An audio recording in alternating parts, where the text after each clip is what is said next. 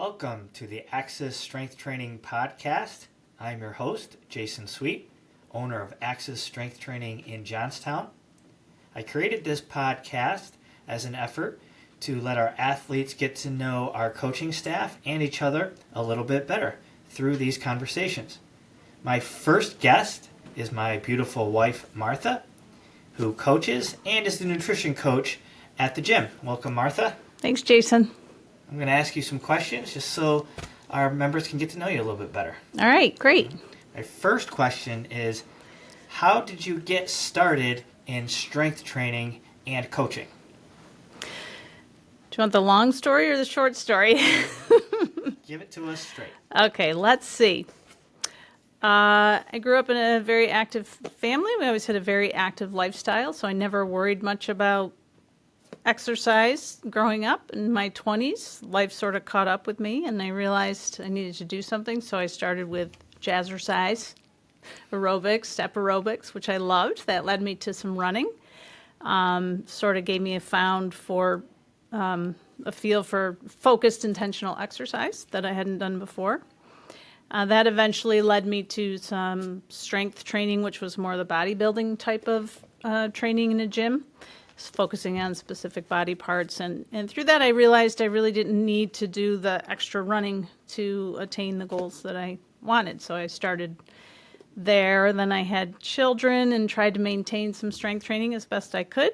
And then fell into Axis with you, where my strength training regimen sort of changed a little bit. And here we are. Can you tell us about those changes? A big change from the bodybuilding type workouts where you were sort of focused on one muscle group per session. I had maybe a 45-minute workout that was just legs, focused on different exercises to build muscles in the legs. I feel like what we do at the gym is more functional strength training, where it's more usable in everyday life and less about the aesthetic. And it's more just about strength. So the workouts are a little bit different, focusing on the 3 major lifts with some accessories thrown in. Yeah, great. Let's talk about your nutrition coaching. What inspired you to become a nutrition coach? Let's see. Back when I was starting my initial journey in the gym, I also took a class at the local college in nutrition, and it was fascinating to me. I think I had a good background in nutrition because my parents were both in the medical field, and we were raised with a square meal and eat your vegetables. And I just learned a little bit that I didn't know through this nutrition course, and I enjoyed learning about it. So Great. that's where it all began. All right. What would you say is your coaching philosophy when it comes to strength training and nutrition? I would say I try to meet clients and athletes where they are, so we get to know each other either through the strength training aspect or nutrition, what they're comfortable with, what they know how to do, and then we work from that base to make improvements and progress, making little changes here and there. Yeah, would you say it's pretty important to get to know them, maybe in their background a little bit before diving into training, whether it's nutrition or strength and conditioning? Absolutely. Yep. What do you see as the biggest struggles that clients face in the gym and with nutrition? I'd have to say for both, I think it's like a lack of confidence. They don't think that they can do the moves that they see other people doing. They don't think that they can make the changes to be successful in their diet and with their nutrition. So it takes a little bit of coaching to help them understand that they do have the tools to make progress. Yeah, absolutely. What are some of the misconceptions you find that people have about nutrition and or strength training? I think most people underestimate the amount of energy calories they're consuming, and they underestimate the amount of movement they have in a day. So, and I'm going to go from my own mindset here. Why am I gaining weight? I work out every day. I eat well, but I was underestimating the amount of energy that I was taking in versus the amount of movement I had during the day. So when I decreased one and increased the other, the magic happened. So I think A lot of people just don't have a true understanding of the energy balance. Yeah. What's one of the most rewarding client success stories that you have experienced? And we don't have to give names here, but just something that comes to mind, a time that you worked with a client that, they had great success, and then maybe tell us what it was about that client that led them to that success. I would say in all aspects, and this is true as a teacher, coming from my teacher career, that when you offer suggestions that you know will be helpful to somebody and they'll help them make changes, that they listen to those suggestions and that they follow them. And that is where I found my greatest successes with working with people, is that they're very coachable, are ready to make changes, and will listen to things that I have to say. And anything that I say to somebody is based on what I've personally experienced in my own training and in my own nutrition. So I know it works. Yeah. So when somebody listens and takes that advice to heart and really just goes at it, and then they have that aha moment, or I see it now, that's very rewarding. So basically it comes down to the client's willingness to implement the coaching that you give them. Yes, to do the thing. Yeah, just do it. All right, what are some common nutrition mistakes people make when trying to build strength? Well, there could be several of them, but overall I would say underfueling sometimes happens because I think they have to eat less. And if they're eating less and working out more, then they're going to lose weight faster. But losing weight should never be about the speed of how quickly you lose it. So underfueling sometimes, not eating enough to support your training. Definitely not eating enough protein to support building muscle. There was another one I was thinking of, but it escaped me. Well, I will say that it is a very common theme to see when people start at the gym, that they won't eat before coming in for a workout session, and next thing you know, they are pale, they're dizzy, and they have to sit down, take a break, just simply because they did not properly fuel themselves. So we do, when working with our clients, we try to encourage them to eat a little something, get some energy in your system before coming to work out. So that is a major thing that we do see. That made me think of the other thing too. Sometimes people will overeat, thinking that I'm working hard in the gym so I can eat more, or I can eat this pizza or these chicken wings because I'm training in the gym. So it doesn't always work that way. So yeah.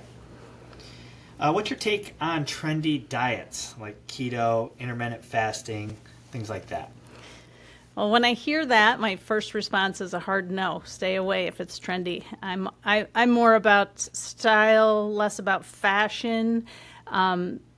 Back to the basics, it's just drink enough water, have your fruits and vegetables, eat your protein, and stick to less processed food as best you can. That being said, when there's a trend that comes out, I do like to read and research and listen to what people are saying about it and try to make a little more educated decision rather than just automatically saying, oh, that's trendy. So, yeah, absolutely. Yep. Okay, let's get into personal life and about us working together. So what's it like working together as a couple in the gym? Well, I think we work together very well. I know, so not only do I work with you, but I've also had you as my coach. And I recall when we were doing the Olympic weightlifting and there was a photographer there and he found out that you were my husband as well as my coach. He's like, oh, how does that work out? And I thought, that works out great. But it helps because I've learned so much from you and I know that you know what you're talking about. So sometimes even if I don't want to do the things that you tell me, I know that it's in my best interest because you're pretty smart with those things. But overall, I think we have styles that complement each other so that we don't really clash. Yes. And just for the record, Martha is one of those clients that is very coachable. Thanks, honey.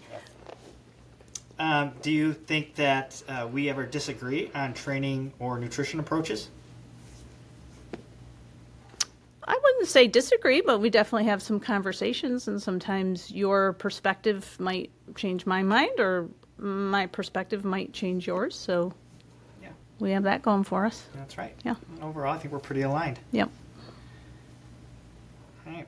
I will say, though, where we complement each other is that you are short and sweet and to the point, and I tend to overthink and think about a lot of different options. So sometimes I need the short and sweet and right to the point, and sometimes there needs to be a little gray area. Yeah, absolutely. All right, let's talk about some practical takeaways for our listeners here. What is one simple change that people can make today to help them improve with their nutrition?